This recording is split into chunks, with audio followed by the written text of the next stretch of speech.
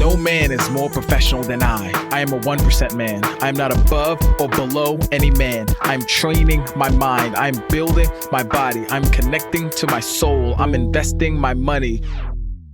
Welcome to the 1% Man Podcast. Let's go.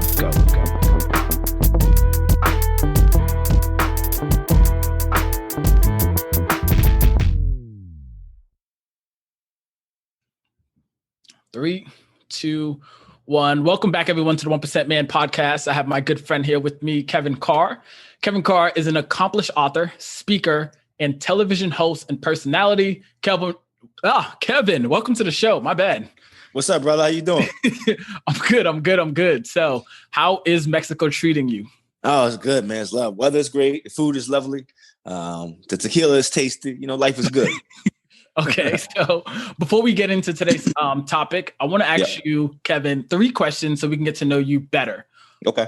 Number 1, what's your favorite color and why? My favorite color is red, probably because I like bright colors. To be honest, that's the easiest way I can answer. I just like the way it looks. Nice. I do know your Instagram is like flush with all red, so I guess I should have guessed that, right? I love red. When I was young, when I was a kid, my father had a cherry red Corvette, so I'm sure that had something to do with it.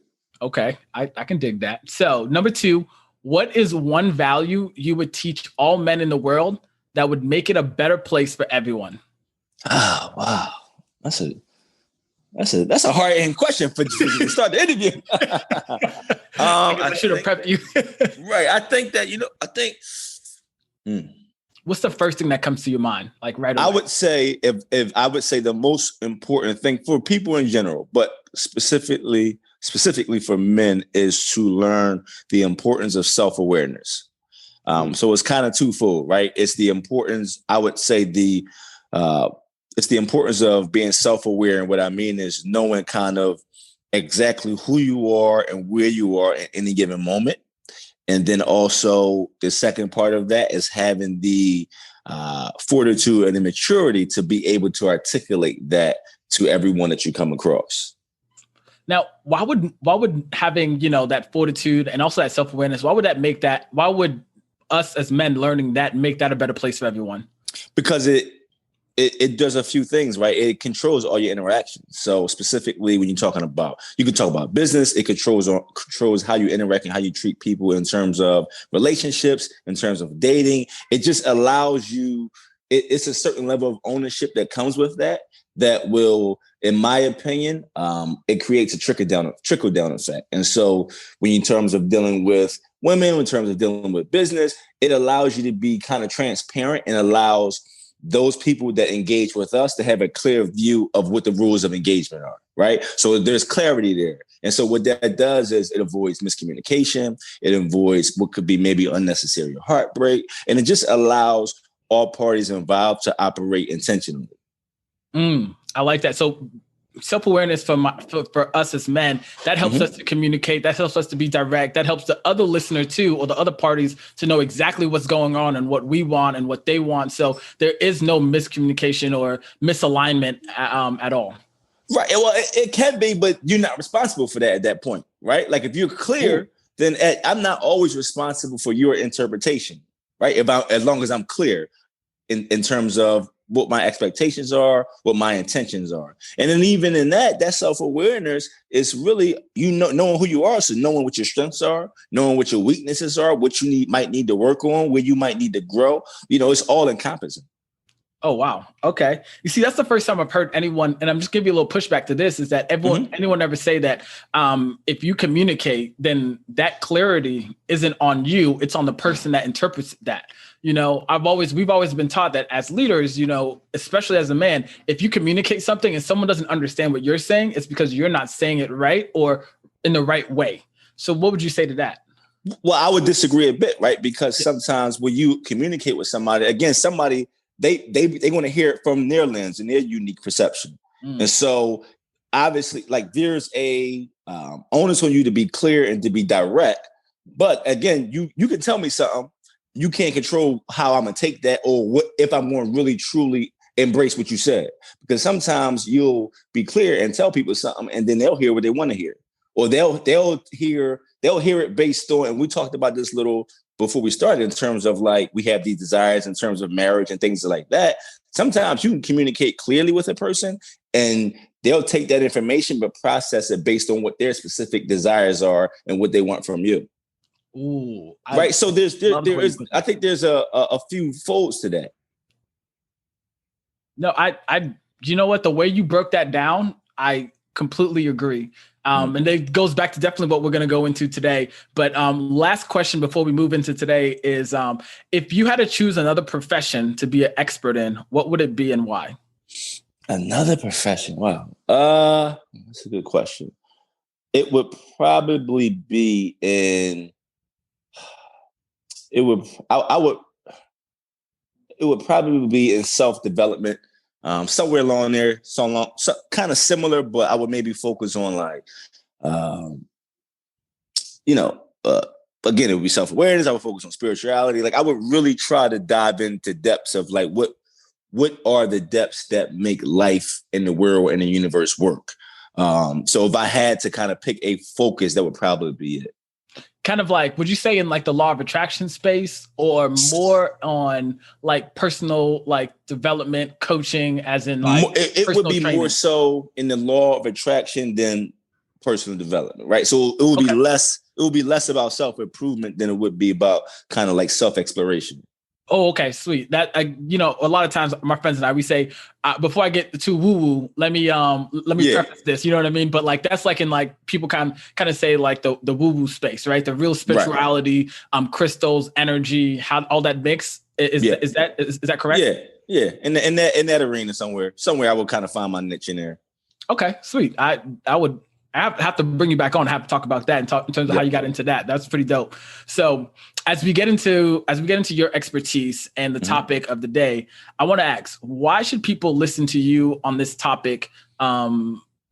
This topic of like, finding the right person in marriage. And then after that, backtracking and saying, man, you know what, this probably isn't the right person for me, jumping the gun too soon. Why should people listen to you on this topic? Well, I think that people should only listen to me if the content that they get from me, if they find it relatable and reliable, right? But I think that in terms of the process, in terms of my content, is really just about my focus is really on what that dating process looks like. So it's really about preparing you a few ways to find that person. So it's almost like looking at dating as a simultaneous journey. So just as much as you're trying to find who the right fit or who may be the right person for you, you're also at the same time finding yourself, right? So it's just about kind of figuring out, learning yourself, diving within yourself beneath the surface. And as you do that, you're kind of positioning yourself to find the right person. So it's really, I think what I try to focus on is really a twofold journey. It's just about obviously we talked a lot about, well, at least in the beginning, about self-awareness, about finding out, what you want. What are your values, right? What are your particular priorities? What are the things that you really need to be present to have a successful relationship? And then going through the process with that in mind. Sweet. I like that. So first, understanding who you are, then after that, leading off and saying, okay, what does he or she bring to the table? And then from there, still working on both of you, and especially still working on yourselves and understanding how that moves forward. Now, moving forward from there, and I know we got into this before, but the biggest struggle I see a lot of us men go through is like, we jump the gun, right? We say we meet somebody and we fall into this infatuation stage, right? We're so infatuated with this person. We're like, this is it. I'm done checking the deuces. I'm out the game. I'm not single anymore. And then from there, we get to know them. And then we're like, man, you know what? This person isn't what I thought they were. Why is it that we jump the gun so much? And how do we backtrack, if there's a way to backtrack? Yeah, well, I think some of that is just pure biology and science, right? Like you meet somebody and you get these chemicals reactions go through in your body, right? Like they say that, so some of that is just nature. And I think that that's a natural thing. I think that one of the ways that we can go through that process diligently is, I talk a lot about, it's important that first we know what we desire, right? So whether that's you want to be married at some point, whether that's a healthy, committed relationship, yeah, you want that clear picture idea of what you want. Once you got that, leave the house without it. And what I mean is a lot of times when we go on these dates, we want a wife and we sitting down with that in mind. I wonder if this person is my wife. I wonder if I'm married to this person, right? Instead of just, let me just go and be present and engage with this person, right? Without attaching my specific desires to them. Let me engage. Let me be present. Let me try to look through a lens and really just connect with you without that at the forefront of my mind. And as you do that, some of those, what that'll do is it'll bring an ease to some of those interactions and allow you to really get to know a person. Because a lot of times when we meet somebody and they click and we have a great date and, if, you know, we get these butterflies and this chemistry and it feels amazing, a lot of times we start to hedge our bets. Right. So we start to lean in that direction because we have these feelings where, you know, it could be a challenge, but it's important to just say, hey, let me go through this process and really just engage with this person to see if my values or if our values are in line. If this really is this a mix that should happen? Okay.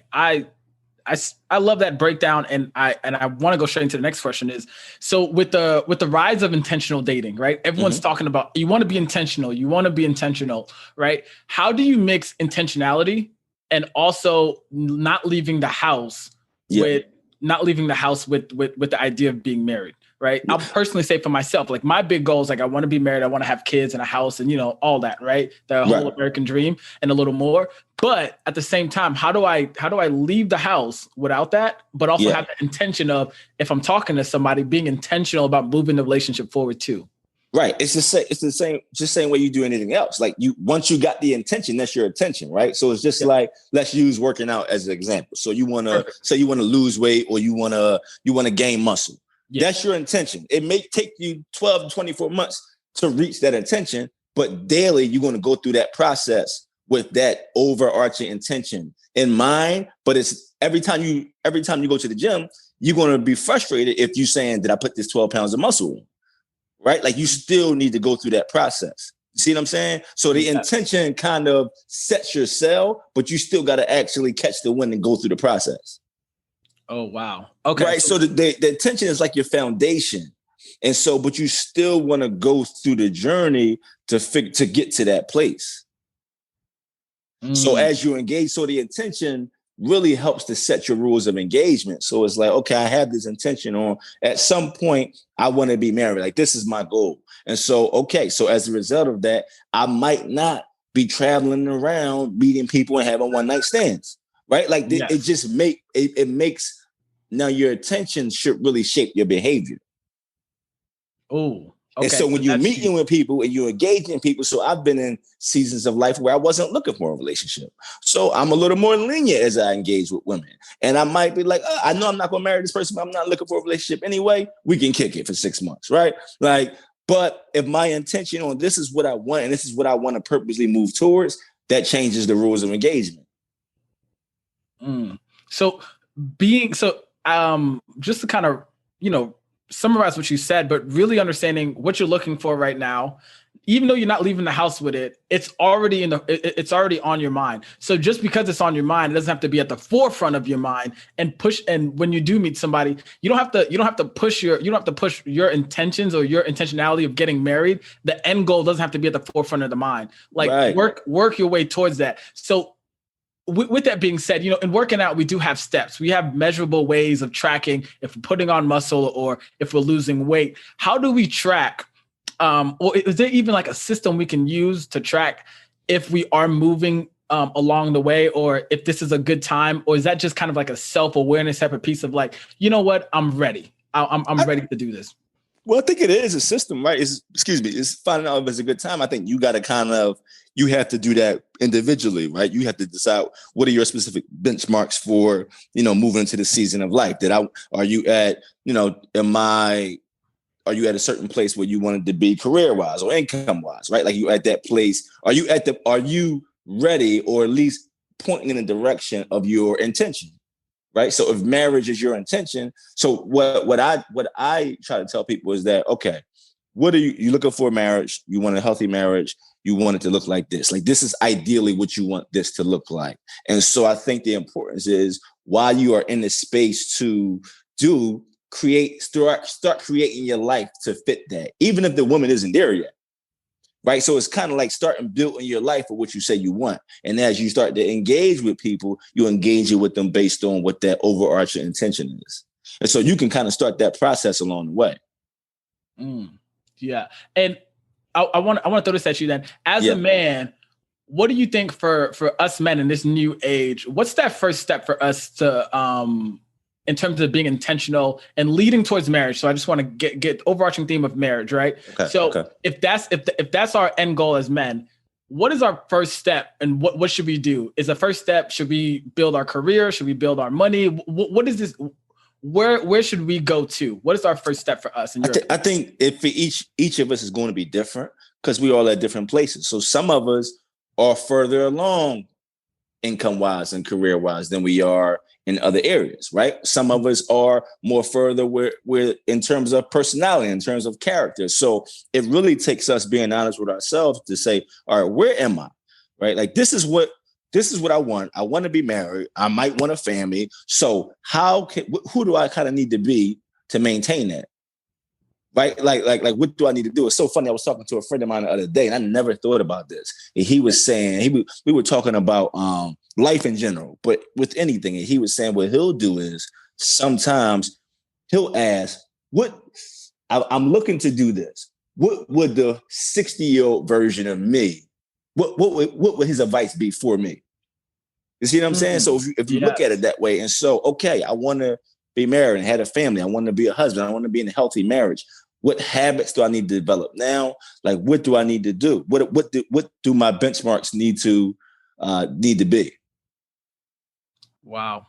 I like that. Looking forward ahead and being like, okay, what the 60, because we always talk about what would you tell the younger version of yourself, but we never say, what would the older version of you tell yourself? I've never heard it like that, right? I never thought about that. But when you look at it that way, it's like, wow, okay, I can see that. Like, you need to start preparing this way, right? Like, maybe you're already good career-wise. Maybe there's some character things that you might need to do. Like, maybe you need to stop watching porn, right? Maybe you need to stop being promiscuous. Whatever that is, you just start preparing for that now.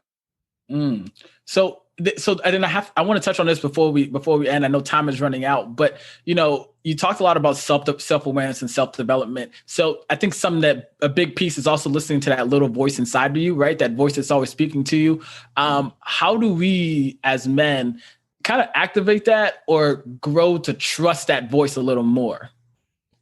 Well, I think it's a process, right? Like, it's a daily thing. And I think that for each of us, again, it's going to be different. Like, for some of us, you might use whatever particular faith that you kind of subscribe to. That might be your help in that. So I think that for each of us, it's going to look a little different. But I think that it's just developing some sort of habitual practice in terms of tapping into that part of ourselves. And so whether that's meditation, whether that's prayer, I think it's just developing, figuring out like what that practice is, and then kind of working that muscle just like we do anything else.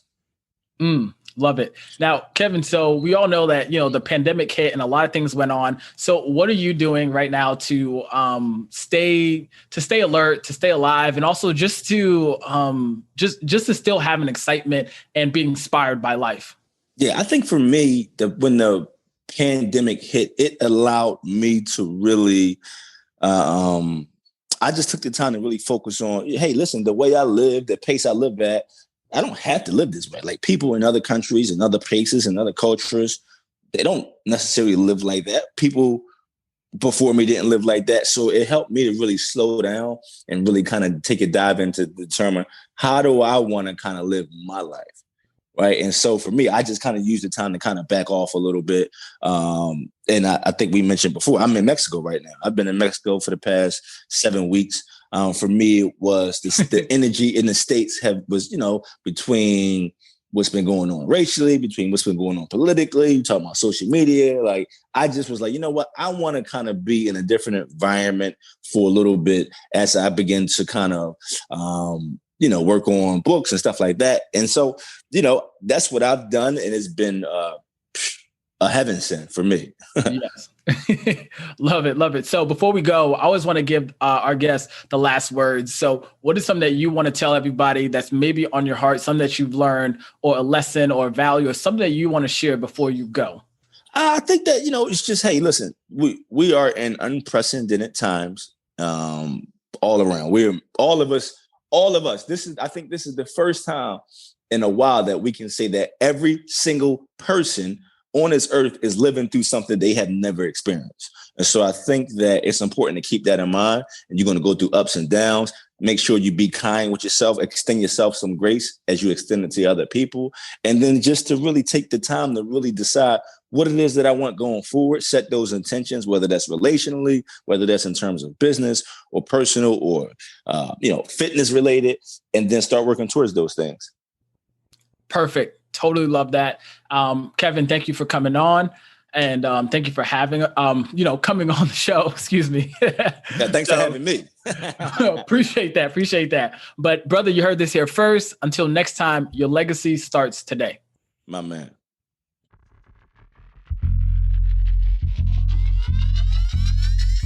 Thank you, my friend, for tuning into today's episode. This means so much to us over here at the 1% Man community. Now, we want to extend a hand of gratitude to you. So I have a free gift for you. All you have to do is go to www.the1percentman.com/podcast gift. This is an exclusive gift for listeners that tune into our podcast. So go over there, get that free gift as well. And now I have two simple acts of you. One, hit that subscribe button and leave us a comment and a 5-star review, because that helps us to see what you love about the podcast, and that helps us to bolster up in the rankings so more people can find us and listen to this pertinent information that we have for men of today's age. Last but not least, I want you to go back and listen to this podcast. Find just one thing that you can implement in your life today so you can move forward. Remember, progress over perfection. And till next time, my friend, your legacy starts today.